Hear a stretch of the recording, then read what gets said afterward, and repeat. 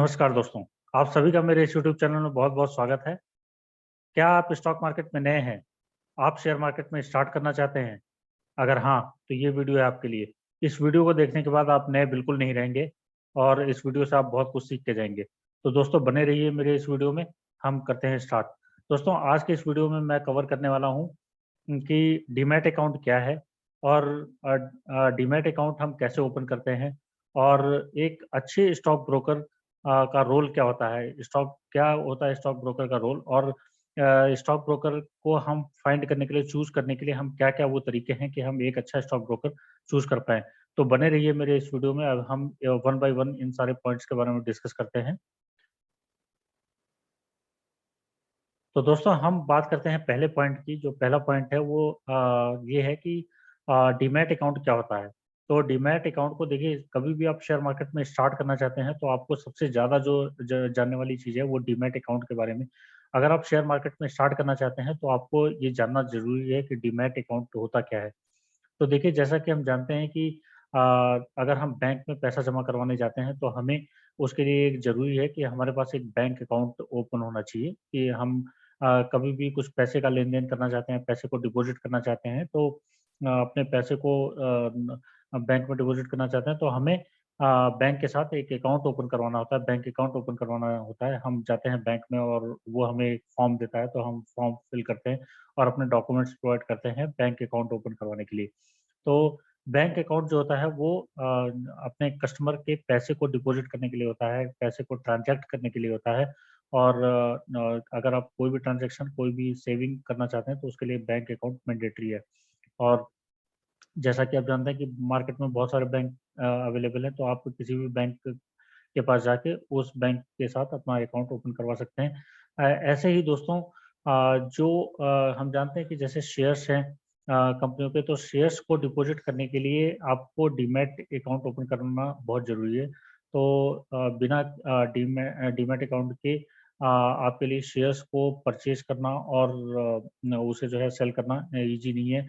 तो आपके लिए आपके पास डीमैट अकाउंट ओपन करवाना शेयर्स को डिपॉज़िट करने के लिए, शेयर्स को खरीदने के लिए, शेयर्स को सेल करने के लिए डीमैट अकाउंट इज़ मैंडेटरी। तो ऐसे ही आप डीमैट अकाउंट को ओपन आपको करवाना पड़ेगा किसी भी स्टॉक ब्रोकर के पास जाके और हमारे देश में बहुत सारे स्टॉक ब्रोकर्स अवेलेबल हैं। तो आप कोई भी अच्छा स्टॉक ब्रोकर चूज़ करके आप उसके पास जाके डीमैट अकाउंट ओपन करवा सकते हैं शेयर मार्केट में परचेज़िंग और सेलिंग करने के लिए। तो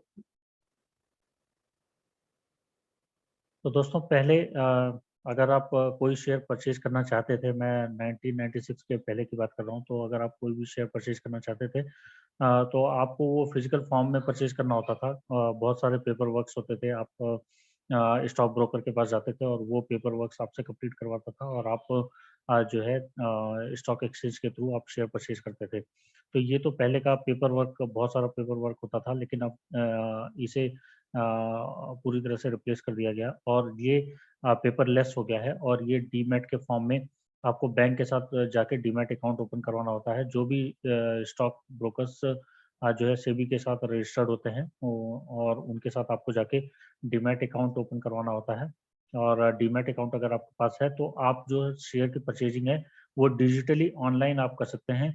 आप ऑनलाइन अपनी शेयर परचेज की रिक्वेस्ट दे सकते हैं और ऑर्डर एग्जीक्यूट होने के बाद आपके अकाउंट में वो शेयर उतने शेयर्स आ जाएँगे जब ट्रांज़ैक्शन सक्सेसफुल हो गया है।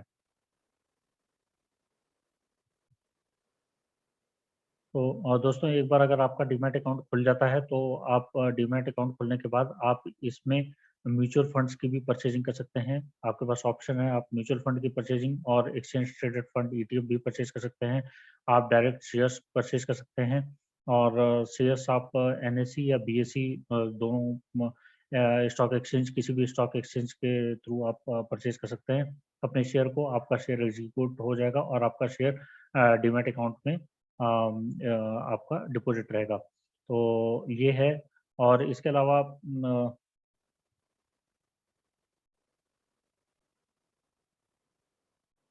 आप कमोडिटी भी कमोडिटी में भी ट्रेडिंग कर सकते हैं।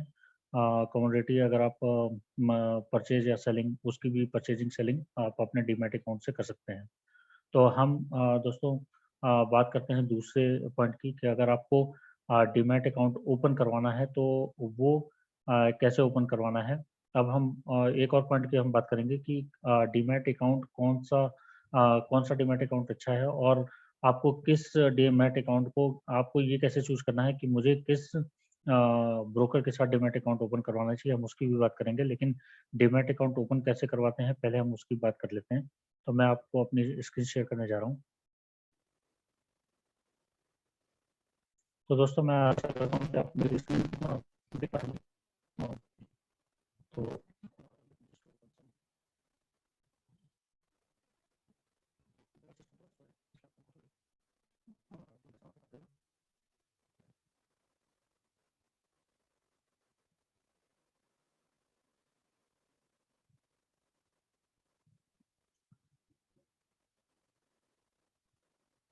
हाँ दोस्तों, तो अगर हम जाते हैं यहाँ पे, तो मैं आशा करता हूँ कि आप मेरी स्क्रीन देख पा रहे होंगे। तो देखिए दोस्तों, मैं एग्जांपल दे रहा हूँ कि अगर आपको डीमैट अकाउंट ओपन करना है तो आप ऑनलाइन भी ओपन कर सकते हैं।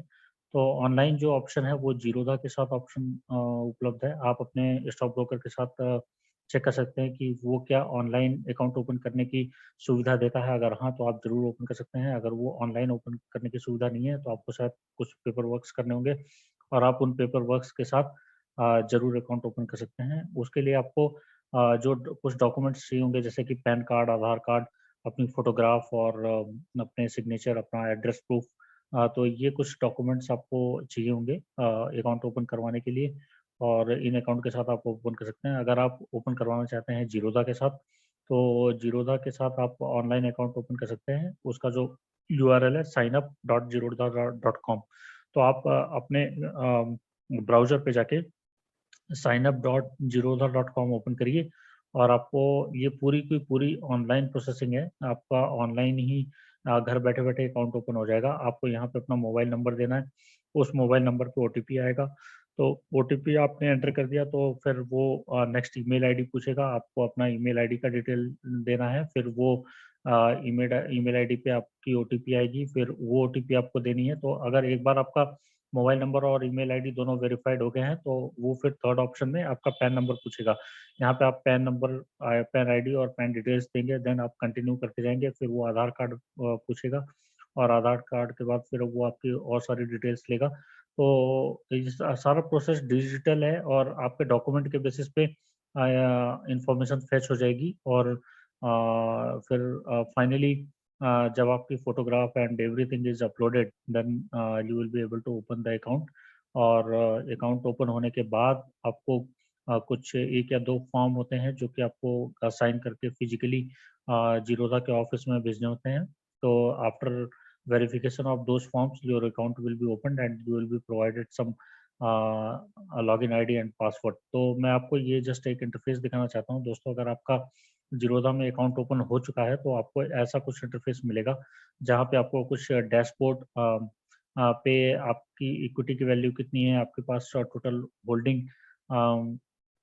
टोटल होल्डिंग कितनी है। तो margin available, this is margin available, आपके पास कैश कितना है, और ये होल्डिंग आपके पास कितने पैसे की होल्डिंग है। यहाँ पे आपके ऑर्डर्स में आप आएंगे तो आपके कोई एग्जीक्यूटेड ऑर्डर्स होगा तो वो शो करेगा। और थर्ड ऑप्शन आता है होल्डिंग्स, आपने जो भी शेयर्स परचेज कर रखे हैं वो आपके होल्डिंग्स में दिखेंगे। तो यहाँ पे होल्डिंग्स पे आपको अपने सारे शेयर्स लेफ्ट में दिखेंगे, इनकी कितनी क्वांटिटी है आप यहाँ पे क्वांटिटी भी देख सकते हैं। फर्स्ट कॉलम में आपके शेयर्स के नेम, सेकंड कॉलम में इनकी क्वांटिटी कितनी है, थर्ड कॉलम में आपकी एवरेज कॉस्ट कितनी है, परचेजिंग की एवरेज कॉस्ट, और फोर्थ कॉलम में आपकी लास्ट ट्रेडिंग प्राइस क्या है, करंट वैल्यू ऑफ शेयर्स क्या है, वो शेयर्स आपकी जो एवरेज कॉस्ट है उससे ज़्यादा है या कम। तो अगर आपका गेन हो रहा है तो वो ग्रीन में दिखेगा, और अगर लॉस हो रहा है तो वो रेड में दिखेगा। तो ऐसे ही अगर आप यहाँ पे जाएंगे तो नेट चेंज शो करता है कि नेट चेंज आपका जो टोटल प्रॉफिट है वो कितना है डे चेंज को एडजस्ट करके। तो डे चेंज को एडजस्ट करके यहाँ पे आपका नेट चेंज प्रॉफिट या लॉस या कितने परसेंटेज इसका प्रॉफिट है वो सब दिखेगा। और डे चार्जेस में आप सॉरी डे चेंजेस में आपको डे में वो पर्टिकुलर डे में कितने परसेंटेज की बढ़त आई या कितने परसेंटेज का नुकसान हुआ, वो वैल्यू आपको दिखेगी। और यहाँ पे आप कोई भी शेयर्स आपको सर्च करके आप अपने लिस्ट में ऐड कर सकते हैं। ये आपकी वॉच लिस्ट है कि आप अगर मॉनिटर करना चाहते हैं कुछ शेयर्स का प्राइस, तो आप यहाँ पे ऐड करके आप उनका प्राइस मॉनिटर कर सकते हैं। तो कि अगर आपने सपोज 5 या 10 शेयर्स को आप मॉनिटर करने के लिए यहाँ पे आप ऐड कर सकते हैं और उनका प्राइस रेगुलरली मॉनिटर कर सकते हैं। जब आपके वो मनपसंद प्राइस पे आ जाए, तो आप उसे उसमें बाइंग या सेल बाइंग कर सकते हैं। तो यहाँ पे और यहाँ पे पोजीशंस आपको दिखेगी। अगर आपने कोई पर्टिकुलर डे में शेयर्स खरीद रखा है, तो उसकी लिस्ट यहाँ पे आएगी। और अगर आपने कोई फंड ट्रांसफर किया हुआ है अपने अकाउंट में, तो आपको वो फंड में डिटेल दिखेगा, इसमें कैश कितना है।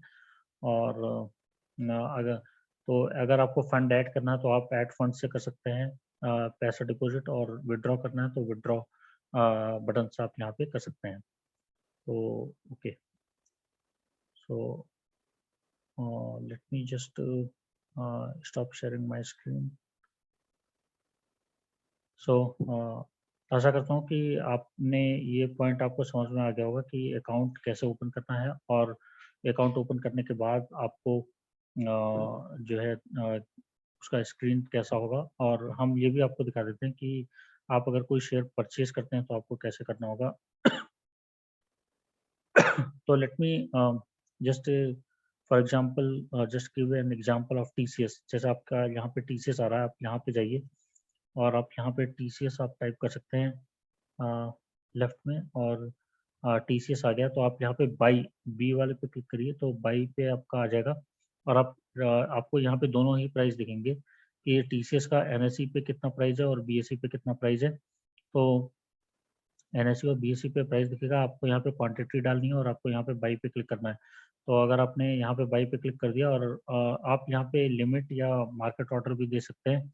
अगर आप चाहते हैं कि आपका प्राइस जो जिस प्राइस पे ये टीसीएस का प्राइस चल रहा है, उसी प्राइस पे आपको खरीदना है, तो आप मार्केट यहाँ पे सेलेक्ट करिए और आप बाई कर दीजिए। बट अगर आप चाहते हैं कि नहीं, अगर टीसीएस का शेयर 50 रुपये गिर जाता है, मुझे 3000 पे ही परचेज करना है, मैं 3051 पे परचेज नहीं करना चाहता, तो आप यहाँ पे लिमिट लगा सकते हैं। और आप यहाँ पे लिमिट लगा के उसका प्राइस दे सकते हैं कि मेरी जो परचेजिंग हो वो 3000 पे ही हो।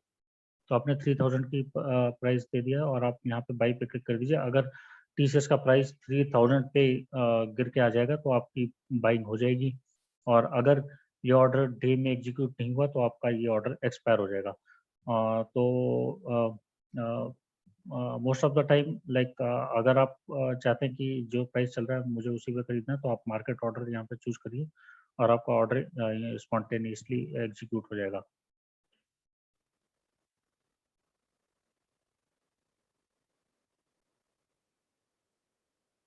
तो दोस्तों, अब हम अगले पॉइंट पे आते हैं कि स्टॉक ब्रोकर का रोल क्या होता है इसमें। तो मैं अपनी स्क्रीन शेयर करने जा रहा हूँ, ताकि आप इसे देख भी सकें और हम डिस्कस भी कर सकें सभी पॉइंट्स को। तो देखिए दोस्तों, मेरी स्क्रीन पे जैसा कि आप देख पा रहे होंगे, रोल ऑफ स्टॉक ब्रोकर। तो स्टॉक ब्रोकर का रोल क्या होता है कि open account for its clients. तो पहला तो रोल यही होता है कि स्टॉक ब्रोकर रिस्पॉन्सिबल होता है डीमैट अकाउंट ओपन करने के लिए अपने क्लाइंट्स के लिए। तो ये स्टॉक ब्रोकर का रोल होता है, क्योंकि आप जो शेयर्स परचेज कर सकते हैं एक स्टॉक ब्रोकर के थ्रू ही कर सकते हैं। और वो जो स्टॉक्स एनएसई या बीएसई में लिस्टेड हैं, तो ये रिस्पॉन्सिबिलिटी स्टॉक ब्रोकर की है कि वो आपका अकाउंट ओपन करे। और आप एक अच्छा स्टॉक ब्रोकर चूज कर सकते हैं जिसके साथ आप जाके डीमैट अकाउंट ओपन कर सकते हैं। तो स्टॉक ब्रोकर को अगर आपने सेलेक्ट कर लिया है, तो आप उसके साथ जाके अपना अकाउंट ओपन करिए, और stock broker will help you in opening a demat account and start trading with the shares on NSE and BSE. तो ये पहली रिस्पॉन्सिबिलिटी स्टॉक ब्रोकर की होती है। तो फिर दूसरा पॉइंट हम डिस्कस करते हैं। तो दूसरे पॉइंट में हम आते हुए कि ये स्टॉक ब्रोकर हेल्प करते हैं अपने क्लाइंट्स को शेयर्स बाई करने के लिए एंड सेल करने के लिए। तो अगर आप शेयर्स को बाई या सेल करना चाहते हैं, तो you can contact with your stock broker also. But आप जैसा कि आपको ऑनलाइन प्लेटफॉर्म दिया गया है, तो आप यहाँ से ऑनलाइन टूल के थ्रू आप बाई या सेल कर सकते हैं। और अगर आपको कोई डिफिकल्टी आ रही है बाइंग या सेलिंग में, या आप कोई और जानकारी चाहते हैं बाइंग या सेलिंग के बारे में, तो आप you can contact with your stock broker. Customer support को आप कॉन्टेक्ट कर सकते हैं, and it is their responsibility to help you in buying और सेलिंग द शेयर्स। तो ये उनकी पूरी की पूरी रिस्पॉन्सिबिलिटी है कि वो आपको सपोर्ट करें बाइंग या सेल शेयर करने के लिए। और अब हम डिस्कस करते हैं तीसरी रोल ऑफ स्टॉक ब्रोकर्स। तो जो तीसरा पॉइंट है वो it is the responsibility to let clients know about the opportunities in market. For example, अगर दोस्तों कोई मार्केट में जो भी कमाई की अपॉर्चुनिटीज आती हैं, जो भी अर्निंग की अपॉर्चुनिटीज आती हैं, it is job of stock broker to let to know its clients कि आपको अभी किसी कंपनी ने फॉर एग्जांपल आईपीओ निकाला है। IPO is initial public offer.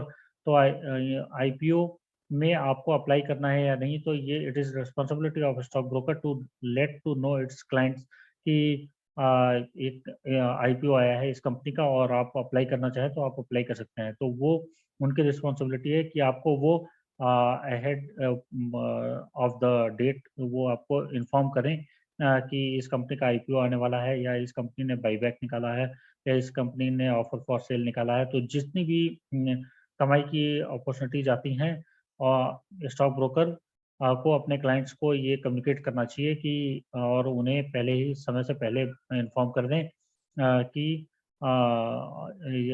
ये जो है ये अपॉर्चुनिटीज आ रही है मार्केट में और आप इसका फ़ायदा उठाएं। तो ये सारा रोल स्टॉक ब्रोकर का ही होता है। तो आपको ये चेक भी करना चाहिए कि वो आपको टाइमली इन्फॉर्म कर रहे हैं या नहीं।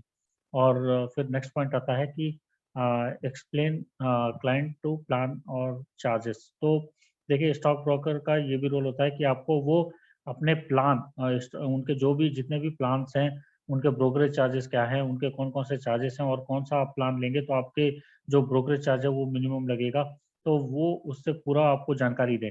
आप जब भी उनके साथ अकाउंट ओपन करते हैं तो वो उनकी रिस्पॉन्सिबिलिटी है कि वो आपको इसकी पूरी जानकारी दें कि आपका कौन-सा प्लान है और आप कौन-सा प्लान लेना चाहते हैं, और आपके अनुसार आपको कौन-सा प्लान बेनिफिट होगा। कौन से प्लान में आपको सबसे ज़्यादा फ़ायदा होगा, इसकी पूरी की पूरी जानकारी देना उनकी ज़िम्मेदारी है। तो ये भी ज़िम्मेदारी स्टॉक ब्रोकर की होती है।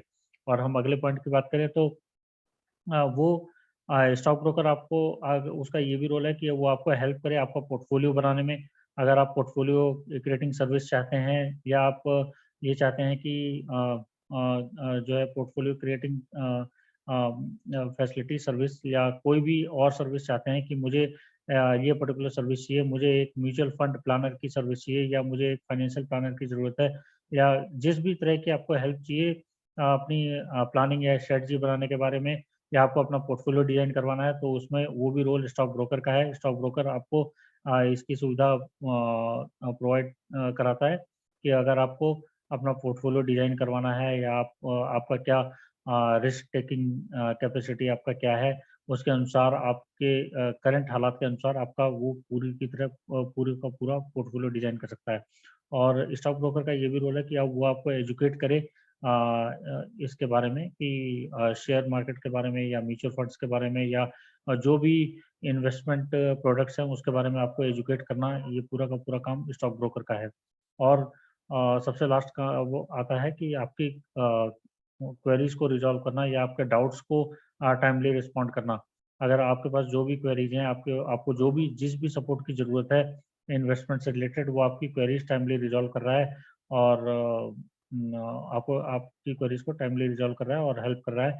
और पैसे भी अगर आपके बैंक अकाउंट में है, तो वहाँ से ट्रांसफ़र करना, और ट्रांसफ़र करने के बाद फिर आपको वापस अगर आपको विथड्रॉ करना है तो उसमें भी हेल्प करना। अगर आपको कहीं पे प्रॉब्लम हो रही है, तो they have to resolve that kind of issues.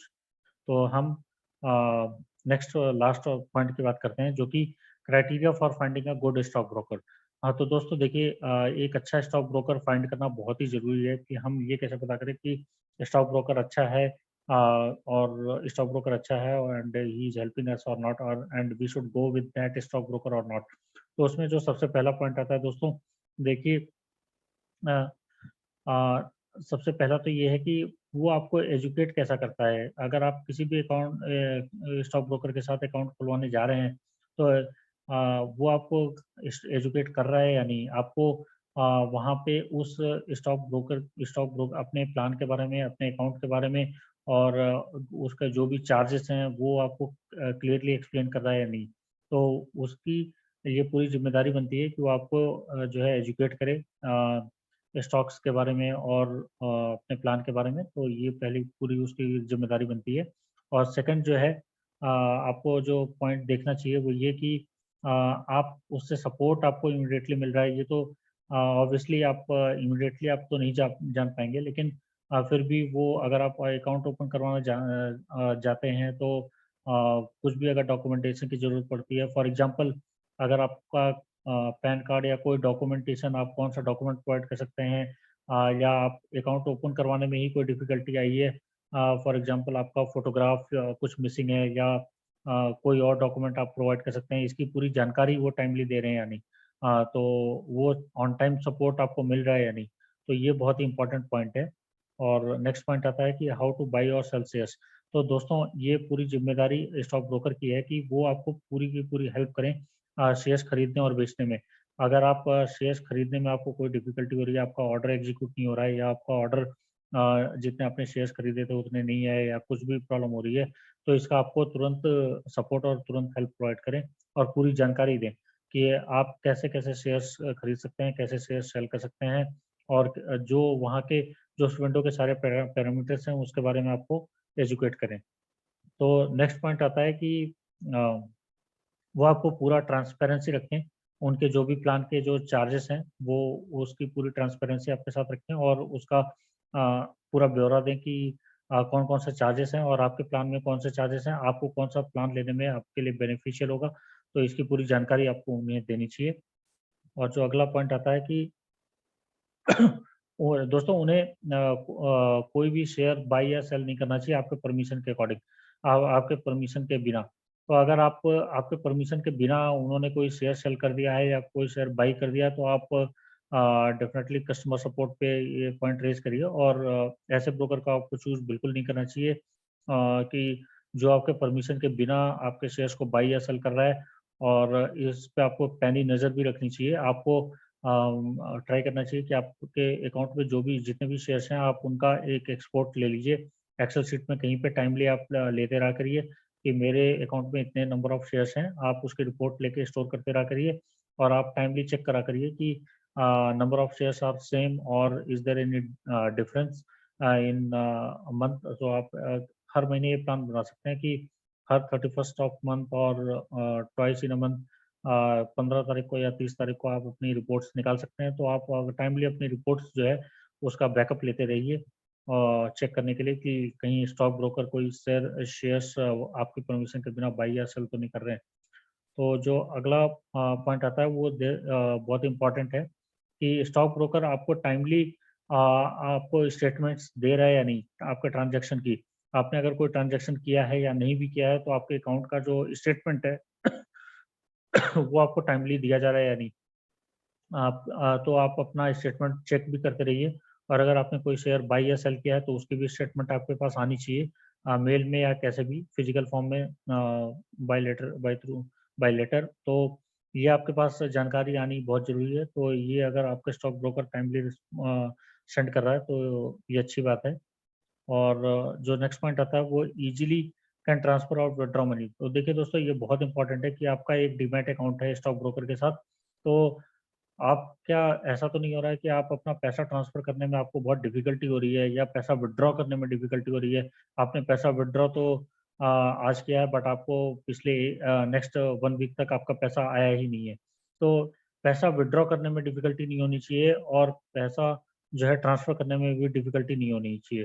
तो ये दोनों पॉइंट्स आपको ज़रूर देखने चाहिए कि आप ईज़िली मनी ट्रांसफ़र और विथड्रॉ कर पा रहे हैं अपने अकाउंट में डीमैट अकाउंट में। ये भी एक बहुत ही अच्छा पॉइंट है।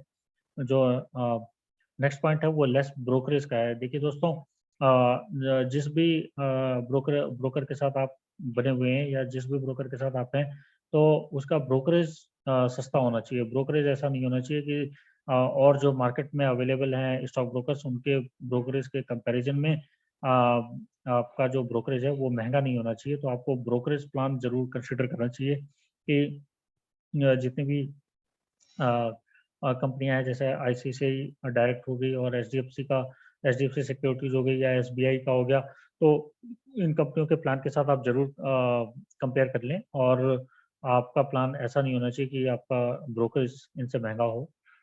तो नेक्स्ट जो पॉइंट आता है वो ये आता है कि ऑर्डर एग्जीक्यूशन इमीडिएटली। तो अगर आपने कोई ऑर्डर बाई या सेल का डाला है, तो क्या आपका ऑर्डर इमीडिएटली एग्जीक्यूट हो जा रहा है? कहीं ऐसी कोई प्रॉब्लम तो नहीं आ रही कि आपके ऑर्डर एग्जीक्यूशन में प्रॉब्लम आ रही हो और आप इजीली ऑर्डर अपने एग्जीक्यूट कर पा रहे हैं? और उनका जो इंटरफेस है वो बहुत ही एक्सप्लेनेबल होना चाहिए, और ऐसा ना होना चाहिए कि उनके जो प्लेटफॉर्म है उस पर आपको शेयर्स बाई या सेल करने में आपको डिफिकल्टी हो रही हो और आप चीज़ें समझ ना पा रहे हो।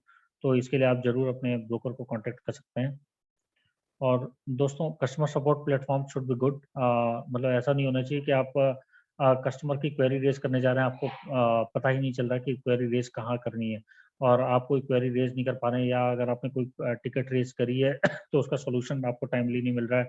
तो ये दोनों ही पॉइंट बहुत इंपॉर्टेंट है। आपको कस्टमर सपोर्ट इमीडिएटली मिलना चाहिए, और आपका टिकट्स की रिजोल्यूशन आपके एक्सपेक्टेशन के अनुसार होनी चाहिए। तो दोस्तों, नेक्स्ट पॉइंट बहुत इंपॉर्टेंट है कि जो आपने शेयर्स परचेज कर रखे हैं, जब भी कंपनी उनका डिविडेंड डिक्लेयर करती है, तो क्या आप जो है डिविडेंड आपके अकाउंट में आ रहा है? आपने जो भी बैंक अकाउंट अपना लिंक किया हुआ है, कहीं ऐसा तो नहीं कि आपके जब भी कंपनियां डिविडेंड डिक्लेयर करती हैं तो आपके बैंक अकाउंट में डिविडेंड ही नहीं आ रहे हैं? तो ये पॉइंट भी बहुत देखने वाली पॉइंट है। तो आपको इसे अपने ब्रोकर के साथ ज़रूर देखना चाहिए कि आप टाइमली आपके जो डिविडेंड्स हैं वो आपके टाइमली आ रहे हैं, और you are able to get them in your account, bank account. और आप आपने जो भी बैंक अकाउंट रजिस्टर किया हुआ है, तो वो उस बैंक अकाउंट से आप ट्रांसफ़र या मनी विथड्रॉ कर पा रहे हैं। और एक पॉइंट और है कि अगर सपोज़ फॉर एग्ज़ाम्पल अगर आप अपना बैंक अकाउंट चेंज करना चाहते हैं, आपने कोई प्राइमरी बैंक अकाउंट रजिस्टर कर रखा है, और अगर आप कोई और बैंक अकाउंट चेंज करना चाहते हैं, तो ये सुविधा ईज़िली अवेलेबल हो। कहीं ऐसा ना हो कि आप अभी पहले आपका अकाउंट कुछ और था, अब आपका अकाउंट कुछ और है, और आप इसे चेंज करना चाह रहे हैं, बट आप अपने अकाउंट के अपने स्टॉक ब्रोकर के साथ कर नहीं पा रहे हैं। तो अगर इस टाइप की दिक्कतें हैं, तो ये प्रॉब्लम वाली बात है। और जो